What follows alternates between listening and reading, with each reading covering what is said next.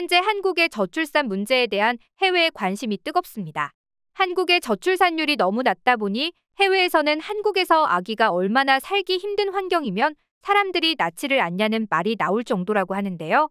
하지만 오히려 한국의 저출산은 경제적 풍요, 여성 인권의 상승, 교육과 사회 진출의 기회가 많아짐, 가족주의 성향에서 개인주의 성향으로의 변화에서 오는 것이지 아기가 지내기 힘든 환경은 아닙니다. 그래서인지 한국을 아기와 함께 오는 것을 걱정하던 외국인들도 한국을 방문하고 오히려 감탄을 한다고 하는데요. 무슨 일인지 함께 알아보시죠. 얼마 전 커뮤니티 사이트에는 아이 엄마를 대하는 버스 기사님의 태도라는 제목으로 글이 하나 올라왔는데요. 자신의 경기도 수원시에 거주하는 한국 남성이라고 소개한 네티즌 A씨의 아내는 일본 여성이었는데요. A씨의 일본인 아내는 아기를 안고 수원 망포중학교에서 영통 방면으로 가는 98번 버스에 올랐다고 합니다. 하필 퇴근 시간이라 사람이 가득한 만원버스에 몸을 실을 수밖에 없었는데요. 굉장히 곤란해하던 찰나 이를 본 버스 기사님이 아기가 있으니 자리를 양보해 주시면 감사하겠습니다라는 안내방송을 해준 것입니다.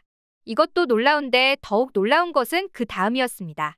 이 안내방송을 들은 버스 안의 사람들이 모세의 기적처럼 길을 비켜주었고 한 여성 승객이 벌떡 일어나 자리를 양보해줘 편안하게 올 수 있었다는 것입니다. 퇴근길이라 더욱 지쳤을 텐데도 불구하고 자신보다 더 힘든 사람을 헤아릴 줄 아는 모습이 너무나 감동적인데요. 듣는 우리도 이런데 당사자는 더욱 감동적이었으리라 생각됩니다. 글쓴이는 아내가 한국에 오길 잘했다고 말한다며 덧붙여 꼭 감사하다는 말을 전해달라고 했다. 아내가 꼭 이 이야기가 화제가 돼 기사님이 뉴스에 나왔으면 좋겠다고 한다고 글을 마무리했죠.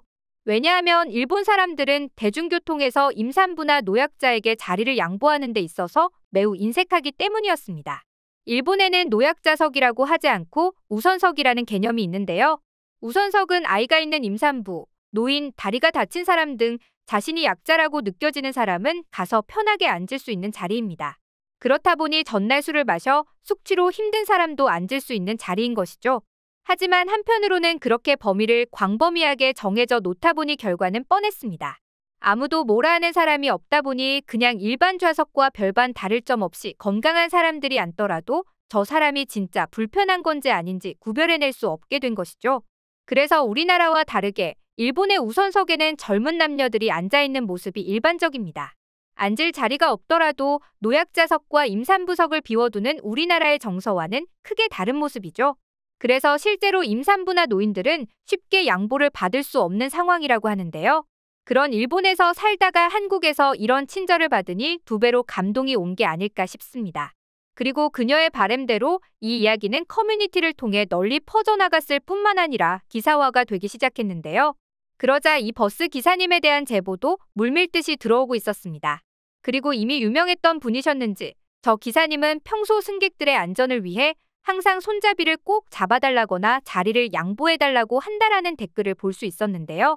놀라운 것은 이미 팬데믹 이전에도 우수사원으로 선정된 적이 있어 이번에도 회사에서 표창을 준비하는 것으로 전해졌죠.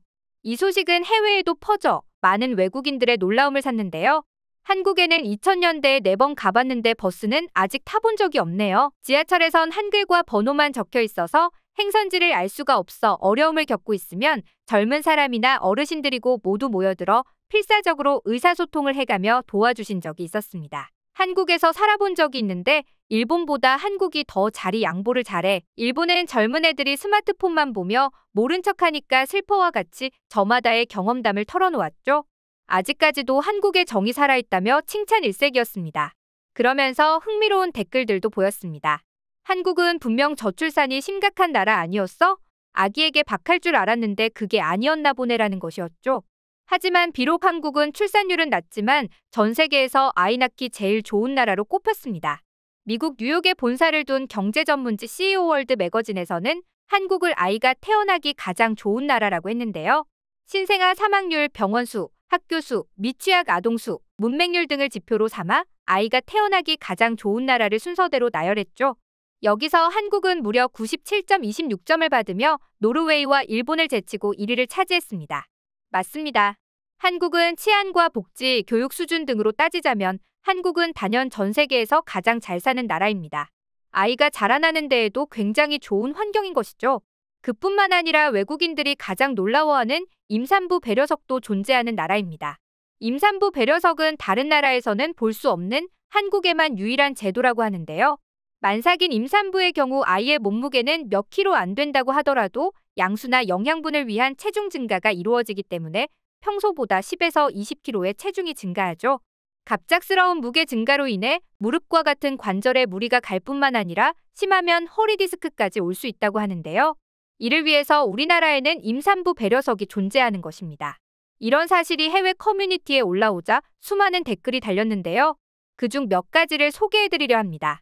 대부분의 선진국들이 저출산 문제로 골치 아파하는데 한국은 배려심으로 해결하려 노력하고 있구나. 진짜 전 세계에서 처음 보는 임산부 배려석이야. 이런 특별한 자리를 만들 만큼 한국은 시민의식이 뛰어나. 한편으로는 임산부 배려석만으로 저출산 문제가 해결될까 싶긴 하지만 아이는 온 마을이 키운다는 말처럼 역시 한국은 아이가 살기 좋은 나라는 맞다는 걸 다시 한번 깨닫는다. 와, 처음으로 내 나라가 부끄러워졌어. 우리는 왜 이런 생각을 하지 못했을까? 프랑스도 한국을 배워서 저걸 도입하는 건 어떨까? 한국인들의 약자 배려는 정말 놀랍다. 나도 항상 건강하지 않겠지. 솔직히 건강할 때 약자를 배려하는 건 그다지 어려운 일이 아니잖아. 하지만 내가 약자가 되었을 때 돌려받는 친절은 어마어마하게 느껴지겠지. 그렇게 따뜻한 나라가 되어가는 건데 한국은 정말 멋지다. 내 아내도 임신 후에 출퇴근을 하면서 굉장히 힘들어하던 때가 있었어. 우리 아들이 태어나기 전에 아내는 지하철에서 30분을 타야 했어. 그때 차가 없던 게 얼마나 미안했던지. 만약 한국에서 살았다면 조금 더 편했을 수도 있겠다. 임신을 해보지 않으면 저게 얼마나 고마운 일인지 모를 수 있어. 그런데 저렇게 받은 친절은 분명 어떻게든 사회에 돌아가게 되어 있어. 강제라고 불평을 내놓는 사람도 물론 있겠지만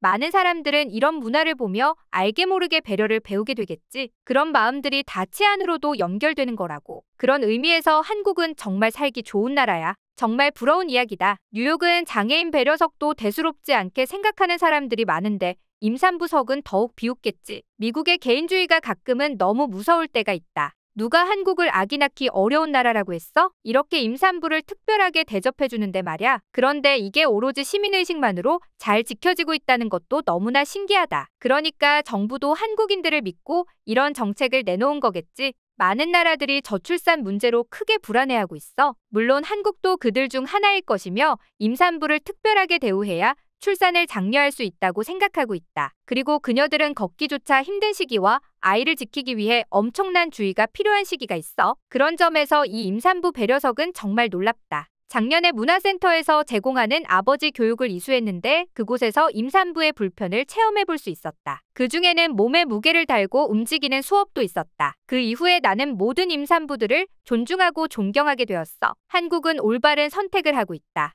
여기까지 한국인들의 따뜻한 시민의식에 대해 알아봤는데요. 앞으로도 이런 따뜻한 모습이 계속 유지되길 바라며 오늘의 영상 마치겠습니다.